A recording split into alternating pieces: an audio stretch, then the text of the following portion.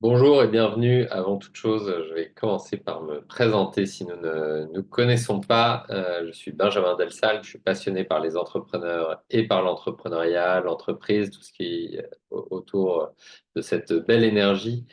J'ai une expérience assez diverse et variée à ce niveau-là, étant donné que j'ai eu la chance d'être baigné dans le monde de l'entreprise assez rapidement, puisque ma famille avait des entreprises, qui m'a permis de voir l'entreprise du côté actionnarial. J'ai ensuite été salarié, manager, intrapreneur, c'est-à-dire création de filiales et management de filiales pour une plus grande entreprise, ou pour plusieurs entreprises même, pardon, en France et à l'étranger, ce qui m'a permis de me tester avec une entreprise qui n'était pas la mienne et de faire pas mal d'erreurs et aussi de réussites. Et puis, j'aime bien investir dans des entreprises auxquelles je crois. Et la dernière expérience en date est celle d'entrepreneur avec l'entreprise Action Coach Rhône. J'aime à me définir également comme un acteur de la transition vers un monde souhaitable. Qu'est-ce que ça veut dire? Ça veut dire que je me suis formé aux enjeux de la transition écologique et solidaire. Je suis convaincu également que l'entreprise a un super rôle, est un super levier pour atteindre ses objectifs. C'est ce qui m'a amené à rencontrer Action Coach il y a quelques années. Et toujours faut-il encore comprendre quels sont les enjeux de cette transition, de ce nouveau monde qu'on a la chance de créer grâce à son entreprise. Et donc, voilà, je me suis formé là-dessus et je trouve ça génial de pouvoir lier entreprise et transition. Je suis également coach d'affaires certifié par Action Coach. On va voir après un petit peu plus sur Action Coach, mais donc je suis formé, c'est un métier. On parle souvent de coaching. Le coaching, c'est une posture. Il y a des coachs de plein de choses, des coachs de sport, des coachs de vie, des coachs professionnels. Voilà, moi, mon métier, c'est coach d'affaires. Je suis également, du coup, le dirigeant fondateur d'Action Coach Rhône. Je me concentre sur voilà, un tissu d'entreprise locale euh, autour de Lyon et dans le Rhône. Je suis également formé, certifié à d'autres outils. J'en mentionne quelques-uns ici, notamment le DISC, qui est un outil qui est très intéressant pour travailler la communication et passer d'une façon de regarder le monde qui est que nous allons traiter l'autre comme nous aimerions être traités. Et le DISC nous propose notamment de réfléchir autrement et de communiquer avec l'autre comme il a envie ou besoin qu'on communique avec lui. Les forces motrices, c'est un sujet plus profond sur les valeurs, les croyances et puis l'intelligence émotionnelle, enfin, et puis plein d'autres sujets comme l'analyse transactionnelle, la spirale dynamique et tout autre outil qui nous aide à mieux comprendre le monde, à mieux se comprendre soi et qui contribue au développement des personnes physiques et des personnes morales. Euh, je m'appuie pour faire mon métier sur la méthodologie Action Coach, qui est donc une méthode qui a été fondée en 1993, qui est présente un peu partout à travers le monde. Et donc, on aime se définir comme le leader du coaching d'affaires, tout simplement parce que le fondateur Brad Sugars a un petit peu inventé cette discipline, et puis également parce que nous sommes tout simplement dans le groupe qui accompagnons le plus d'entreprises aujourd'hui à travers le monde, ce qui nous permet, en dehors des chiffres et du concours de chiffres, plutôt de pouvoir nous appuyer sur une compréhension générale de l'entreprise. On a une croyance qui est que être entrepreneur devrait permettre d'avoir une meilleure qualité de vie, que ça n'est pas toujours à la hauteur de ce qu'on attendait. Et on a une méthode. On a identifié que toutes les entreprises fonctionnaient de la même façon. La deuxième vérité, c'est qu'elles sont toutes aussi différentes que la personne qui est à leur tête et les personnes qui la composent.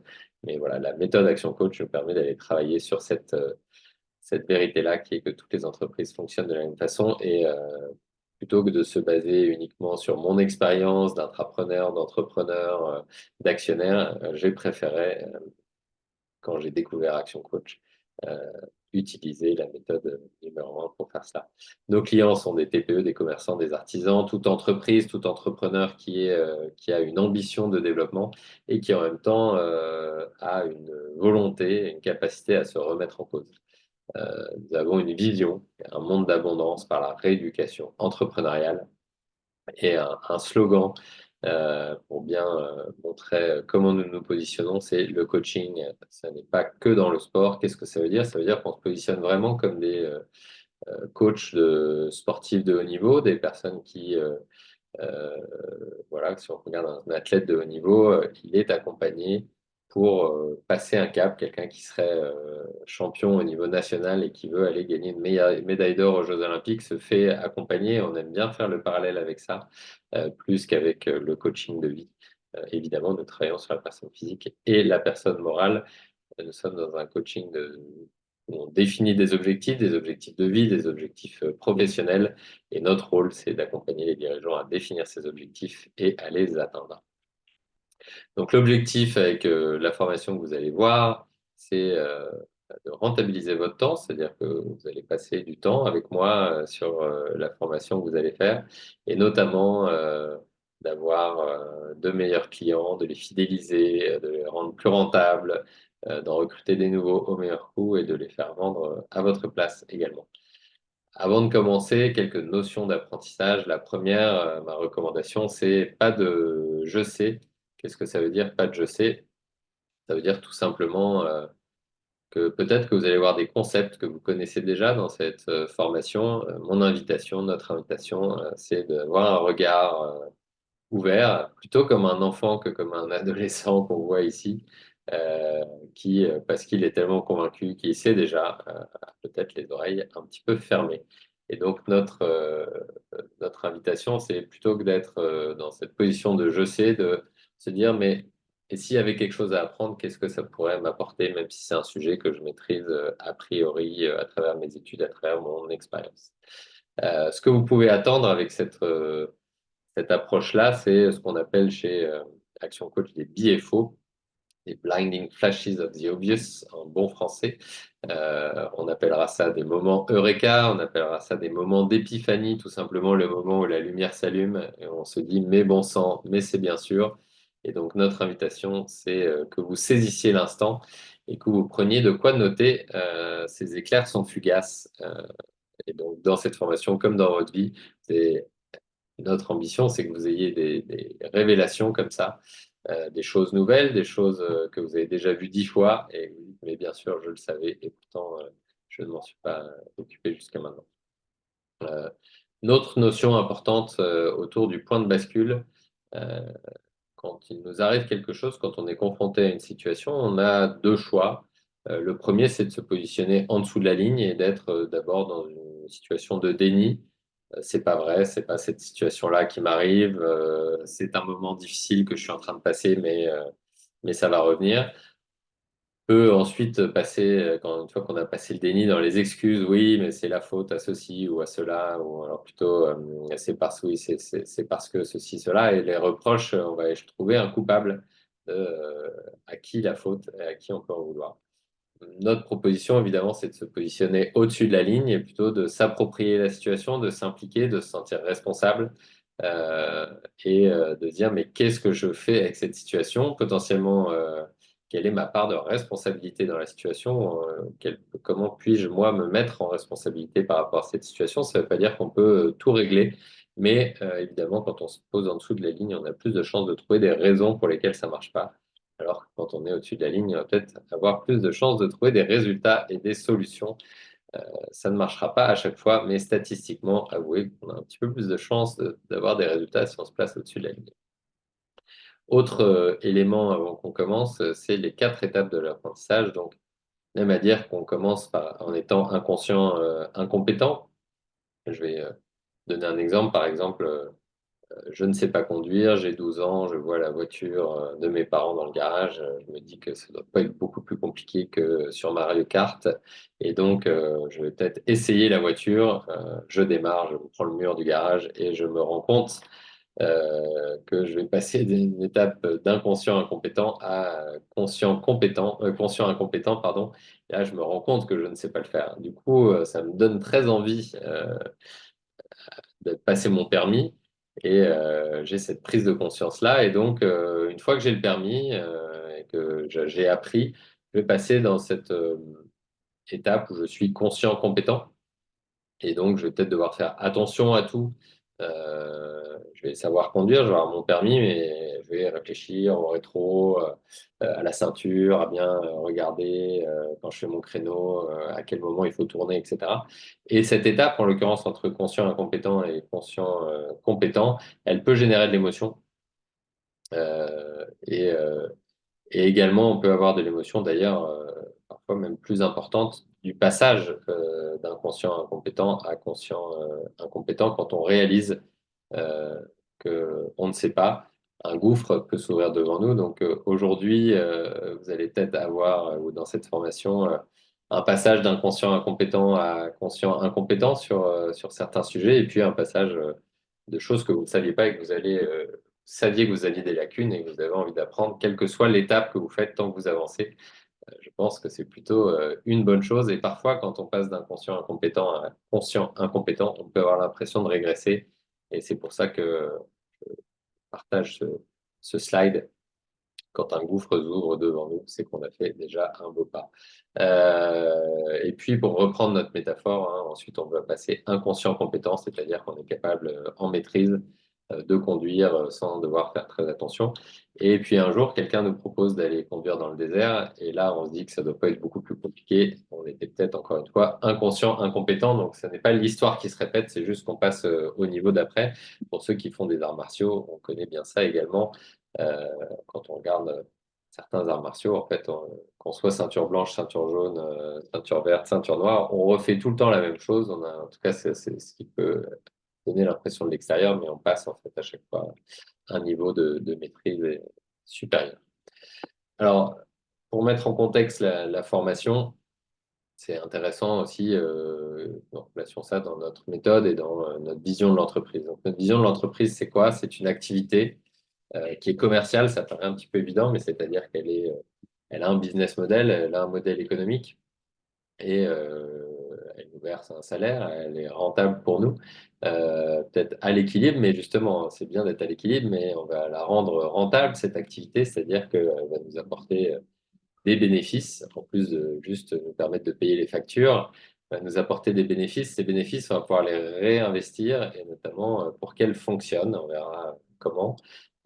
Et elle peut fonctionner sans moi. C'est-à-dire, elle fonctionne de manière rentable avec ou sans moi, que je sois là en tant que dirigeant propriétaire ou pas.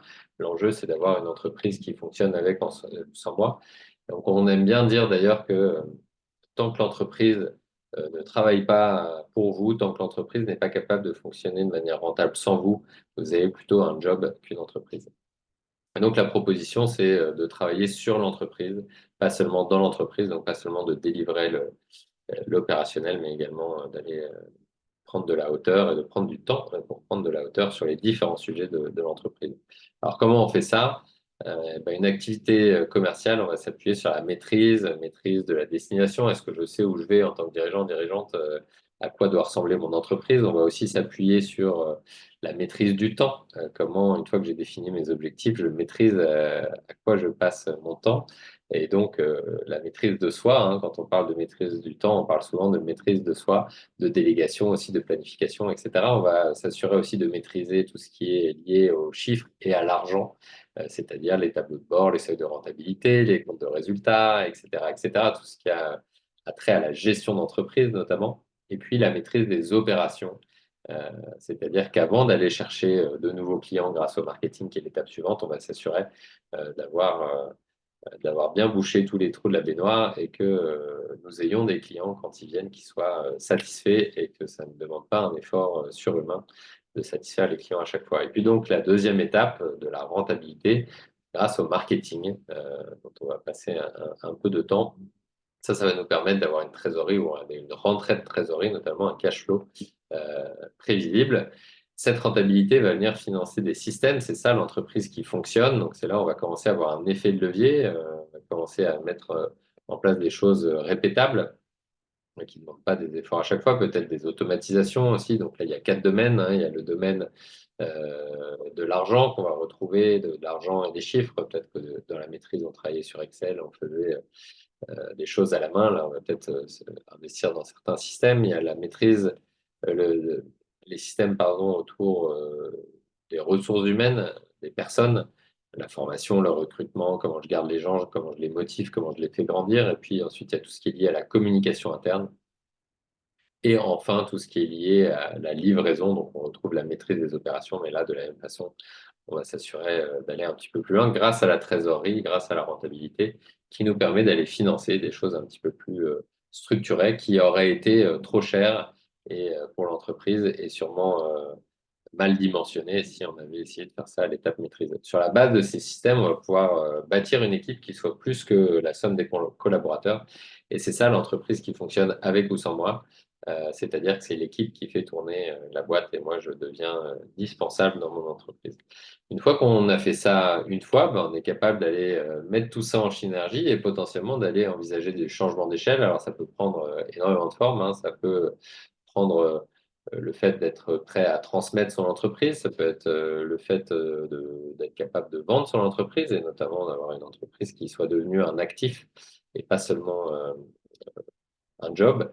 Et puis, pourquoi pas aussi, une fois qu'on sait le faire une fois, le refaire différemment. Donc, on peut diversifier, on peut pourquoi pas aussi aller racheter une entreprise à quelqu'un qui n'a pas mis toutes ces étapes en place. Une fois qu'on sait le faire, on est capable de le faire plusieurs fois.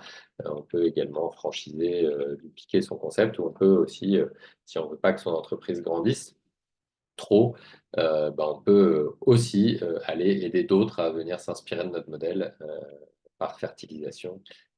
C'est ce qu'on voit notamment, par exemple, dans certains modèles pardon, agricoles et notamment aussi dans l'open source, voilà, où on vient avoir des gens qui viennent se former chez nous pour qu'ils puissent refaire la même chose. Et puis à la fin, ben, on va en profiter tout simplement. Ça va nous permettre d'atteindre nos objectifs de qualité de vie. Ça va pouvoir aussi nous permettre d'atteindre nos objectifs personnels, ce qui est important pour nous, ce qui est important pour nos proches, ce qui est important pour le monde auquel on veut contribuer. Et donc, on est là dans le développement personnel du dirigeant. Et puis, ben, on va avoir plus de temps, plus d'argent et une meilleure équipe dynamique, engagée. Et puis enfin, on va atteindre les rêves qu'on s'était fixés.